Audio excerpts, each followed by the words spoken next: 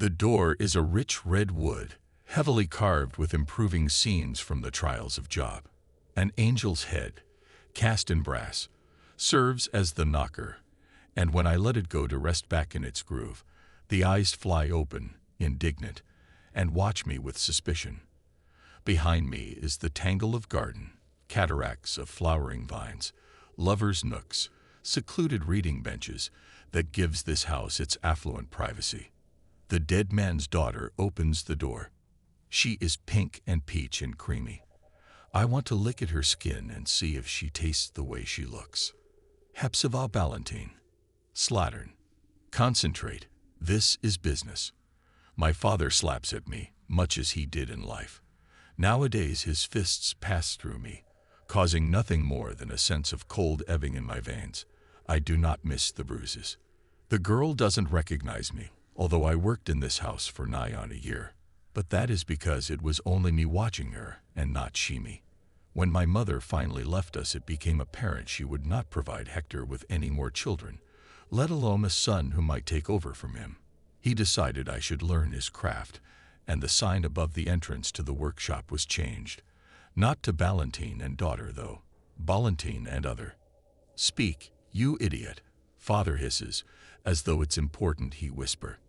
No one has heard Hector Ballantine these last 8 months, not since what appeared to be an unseasonal cold carried him off. The blue eyes, red-rimmed from crying, should look ugly, unpalatable in the lovely oval face. But grief becomes Lucette Aguilar. Everything becomes her, from the black mourning gown to the severe, scraped-back coiffure that is the heritage of the bereaved, because she is that rare thing, born lucky. Yes, she asks as if I have no right to interrupt the grieving house. I slip the cap from my head, feel the mess it makes of my hair, and hold it in front of me like a shield. My nails are broken and my hands scared and stained from the tints and varnish I use on the wood. I curl my fingers under the fabric of the cap to hide them as much as I can. I'm here about the coffin. I say, it's Hepzibah Ballantine. Her stare remains blank, but she steps aside and lets me in. By rights, I should have gone to the back door, the servants' entrance. Hector would have. Did so all his life. But I provide a valuable service. If they trust me to create a deathbed for their nearest and dearest, they can let me in the front door. Everyone knows there's been a death. It's impossible to hide in the big houses. I will not creep in as though my calling is shameful. Hector grumbled the first few times I presented myself in this manner, or rather shrieked, subsided to a grumble afterwards. But as I said to him, what were they going to do? I'm the only coffin maker in the city. They let me in. I follow Lucette to a parlor washed with tasteful shades of gray and hung with white lace curtains so fine it seems they must be made by spinners with 8 legs. She takes note of herself in the large mirror above the mantel. Her mother is seated on a chaise. She too regards her own reflection, making sure she still exists. Lucette joins her, and they look askance at me. Father makes sounds of disgust, and he is right to do so. He will stay quiet here, even though no one can hear him but me. He will not distract me. He will not interrupt business. Your mirror should be covered. I say as I sit, uninvited, in a fine armchair that hugs me like a gentle, sleepy bear. I arrange the skirts of my brown morning meetings dress and rest my hands on the arms of the chair, then remember how unsightly they are and clasp them in my lap. Black ribbons alone decorate the mirror's edges, a fashionable nod to custom, but not much protection. All of your mirrors, to be safe, until the body is removed. They exchange a glance, affronted. The choice is yours, of course. I'm given to understand that some families are delighted to have a remnant of the deceased take up residence in their mirrors. They enjoy the sensation of being watched constantly. It makes them feel not so alone. I smile as if I am kind. And the dead seem to like it, especially the unexpectedly dead. Without time to prepare themselves, they tend to cling to the ones they loved. Did you suspect your husband's heart was weak, or was it a terrible surprise? Madame d'Aguilar hands her black shawl to Lucette, who covers the mirror with it, then rejoins her mother. "You have kept the body wrapped?" I ask, and they nod. I nod in return, to tell them they'd done only just enough, that they are foolish, vain women who put their own reflections ahead of keeping a soul in a body. Good. Now, how may I be of assistance? This puts them on the back foot once again, makes them my supplicants. They must ask for what they want. Both look put out, and it gives me the meanest little thrill to see them thus. I smile again. "Let me help you. A coffin is what we need. Why else would you be here?" "Snipes, madame." Lucette puts a hand on the woman's arm. "We need your services, Hepzibah." My heart skips to hear my name on her lips. "We need your help." Yes, they do. They need a coffin maker. They need a deathbed to keep the deceased in, to make sure he doesn't haunt the lives they want to live from this point on. They need my art. I would recommend an ebony wood coffin, lined with the finest silk padding stuffed with lavender to help the soul to rest. Gold fittings will ensure strength of binding, and I would affix 3 golden locks on the casket, to make sure. 3 is safest, strongest. Then I name a price, down to the quarter gold to make the sum seem considered, one that would cause honest women to balk, to shout, to accuse me of the extortion I'm committing. Madame d'Aguilar simply says, "Lucette, take Miss Ballantine to the study and give her the down payment." Oh, how they must want him kept under. I rise and make a slight curtsy before I follow Lucette's gracefully swaying skirts to the back of the house. I politely look away as she fumbles with the lockbox in the 3rd drawer of the enormous oak desk her father recently occupied. When she hands me the small leather pouch of gold pieces, her fingers touch my palm, and I think I see a spark in her eyes. I believe she feels it too, and I color to be so naked before her. I slide my eyes to the portrait of her dearly departed, but she grasps my hand and holds it tight. "Oh, please, Hepzibah, please make his coffin well. Keep him beneath. Keep us, keep me, safe." She presses her lips to my palm. They are damp, slightly parted, and ever so soft. My breath escapes me. My lungs feel bereft. She trails her slim, pink cat's tongue along my lifeline, down to my wrist, where the pulse beats blue and hard and gives me away. There is a noise outside in the hall, the scuttling of a servant. Lucette smiles and steps back, dropping my hand reluctantly. I remember to breathe, dip my head, made subservient by my desire. Hector has been silent all this time. I see him standing behind her, gnarled fingers trying desperately to caress her swan's neck, but failing, passing through her. I feel a rage shake me, but control myself. I nod again, forcing confidence into my motions, meeting her eyes, bold as brass, reading a promise there. I need to see the body, take my measurements, make preparations. I must do this alone. Stupid little harlot. Hector has more than broken his silence, again and again, since we returned to the workshop. I have not answered him because I sense in his tone envy. How hard for you, Father, to have no more strength than a fart, all noise and wind. If he were able, he would throw anything he could find around the space, chisels and planes and whetstones, with no thought for the damage to implements expensive to replace. The tools of our trade inherited from forefathers too many to number. The pieces of wood purchased at great expense and treated with eldritch care to keep the dead below. I ignore his huffing and puffing and continue with Master d'Aguilar's casket. It is now the required shape and dimensions, held together with sturdy iron nails, and the stinking adhesive made of human marrow and boiled bones I'm carefully applying to the place where one plank meets another to ensure there are no gaps through which something ephemeral might escape.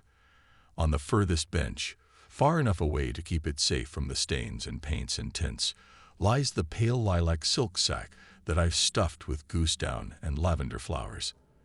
This evening, I will quilt it with tiny, precise stitches, then fit it into the casket, this time using a sweet-smelling glue to hold it in place and cover the stink of the marrow sealant.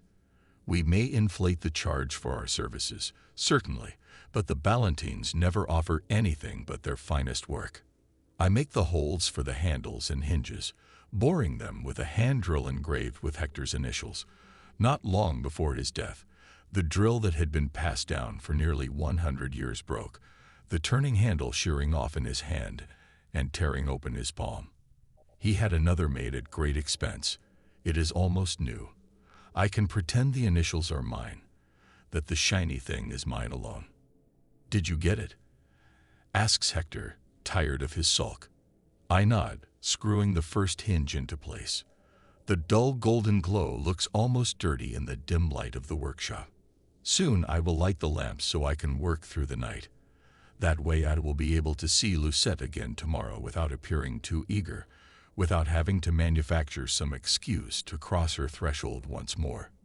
Show me. I straighten with ill grace and stretch.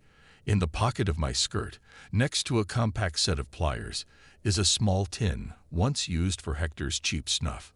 It rattles as I open it. Inside, a tooth, black and rotten at its center, and stinking more than it should. There is a sizable chunk of flesh still attached to the root, and underneath the scent of decay is a telltale hint of foxglove.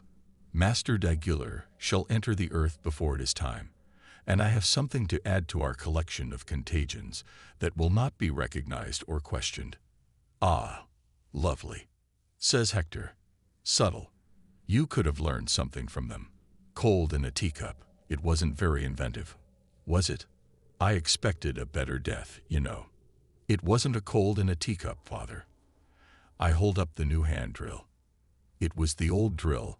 The handle was impregnated with apple seed poison, and I filed away the pinion to weaken everything. All it needed was a tiny open wound.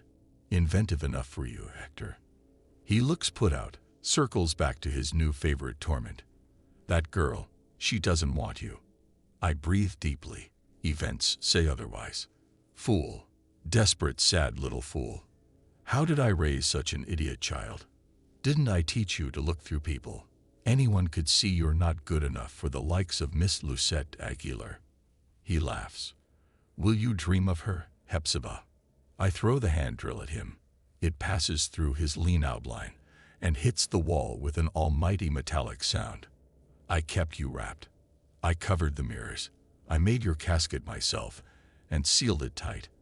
How can you still be here? I yell. Hector smiles. Perhaps I'm not. Perhaps you're so lonely, daughter, that you thought me back. If I were lonely, I can think of better company to conjure. But there may be something in what he says, though it makes me hurt. Ah, there's none like your own family, your dear old da who loves your very skin.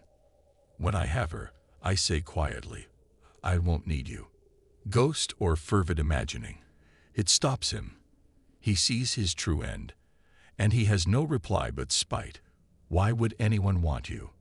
You did, Father, or has death dimmed your memory? Shame will silence even the dead, and he dissolves, leaving me alone for a while at least. I breathe deeply to steady my hands and begin to measure for the placement of the locks. The casket is ready, I say, keeping the disappointment from my voice as best I can.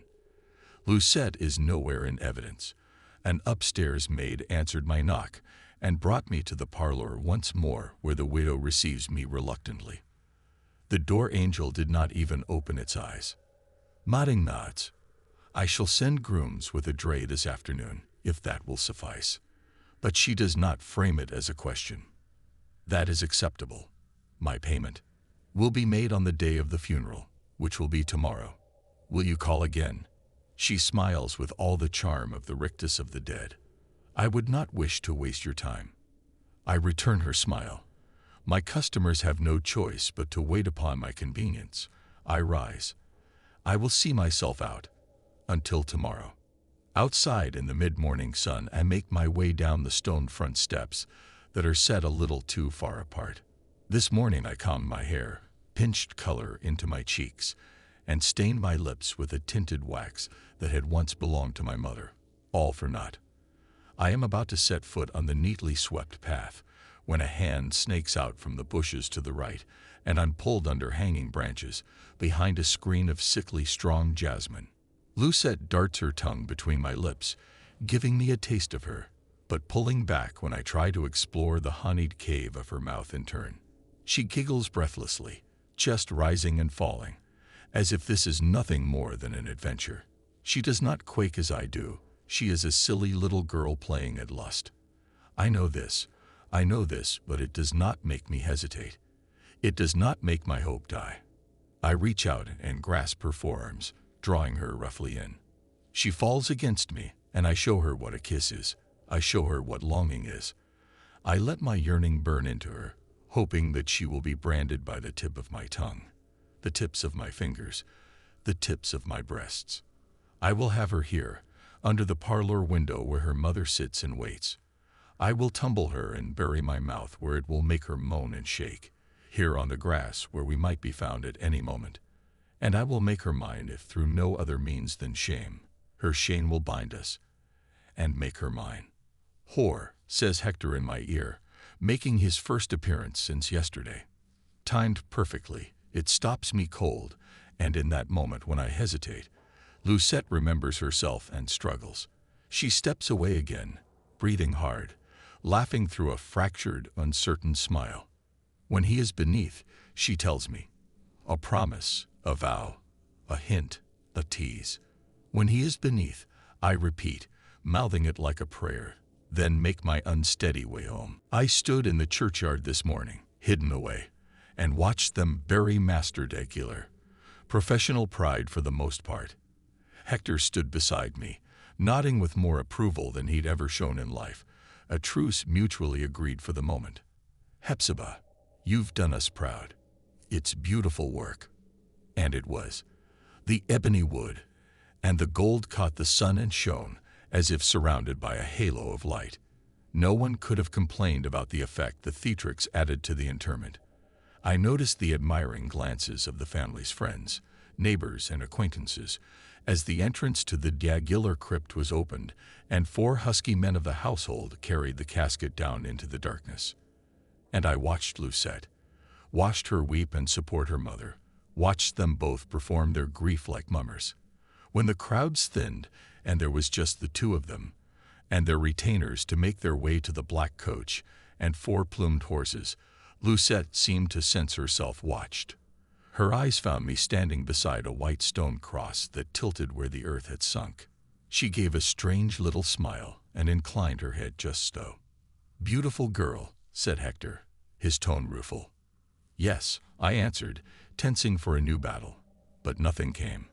We waited in the shade until the funeral party dispersed. "When will you go to collect?" he asked.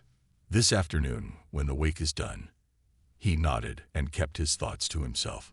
Lucette brings a black lacquered tray, balancing a teapot, 2 cups and saucers, a creamer, sugar boat, and silver cutlery. There are 2 delicate almond biscuits perched on a ridiculously small plate. The servants have been given the afternoon off. Her mother is upstairs resting. "The house has been so full of people," she says, placing the tray on the parquetry table between us. I want to grab at her, bury my fingers in her hair, and kiss her breath away. But broken china might not be the ideal start. I hold my hands in my lap. I wonder if she notices that I filed back my nails, made them neat, that the stains on my skin are lighter than they were, after hours of scrubbing with lye soap. She reaches into the pocket of her black dress and pulls forth a leather pouch, twin to the one she gave me barely 2 days ago. She holds it out and smiles. As soon as my hand touches it, she relinquishes the string so our fingers do not meet. There, our business is at an end. She turns the teapot 5 times clockwise with one hand and arranges the spoons on the saucers to her satisfaction. "At an end?" I ask. Her look is pitying, then she laughs. "I thought for a while there I might actually have to let you tumble me. Still and all, it would have been worth it to have him safely away." She sighs. "You did such beautiful work, Hepzibah. I am grateful for that. Don't ever think I'm not. I am not stupid enough to protest, to weep, to beg, to ask if she is joking, playing with my heart. But when she passes me a cup, my hand shakes so badly that the tea shudders over the rim. Some pools in the saucer, more splashes onto my hand and scalds me. I manage to put the mess down as she fusses, calling for a maid, then realizes no one will come. I won't be a moment, she says, and leaves to make her way to the kitchen and cleaning cloths. I rub my shaking hands down my skirts and feel a hard lump. Very deep in the right hand pocket is the tin. It makes a sad, promising sound as I tap on the lid before I open it. I tip the contents into her empty cup, then pour tea over it, letting the poison tooth steep until I hear her bustling back along the corridor. I fish it out with a spoon, careful not to touch it with my bare hands, and put it away. I add a little cream to her cup. She wipes my red-hot hand with a cool, wet cloth, then wraps the limb kindly. Lucette sits opposite me, and I hand her the cup of tea and give a fond smile for her. And for Hector, who has appeared at her shoulder. Thank you, Hepzibah. You are most welcome, Miss Dagular. I watch her lift the fine china to her pink lips and drink deeply. It will be enough, slow acting, but sufficient. This house will be bereft again. When I am called upon to ply my trade a second time, I will bring a mirror with me. In the quiet room, when we two are alone, I will unwrap Lucette and run my fingers across her skin and find all the secret places she denied me, and she will be mine and mine alone, whether she wishes it or no. I take my leave and wish her well. Repeat business, says Father gleefully as he falls into step beside me. Not too much, not enough to draw attention to us, but enough to keep bread on the table. In a day or two, I shall knock once more on the widow Daguilar's front door.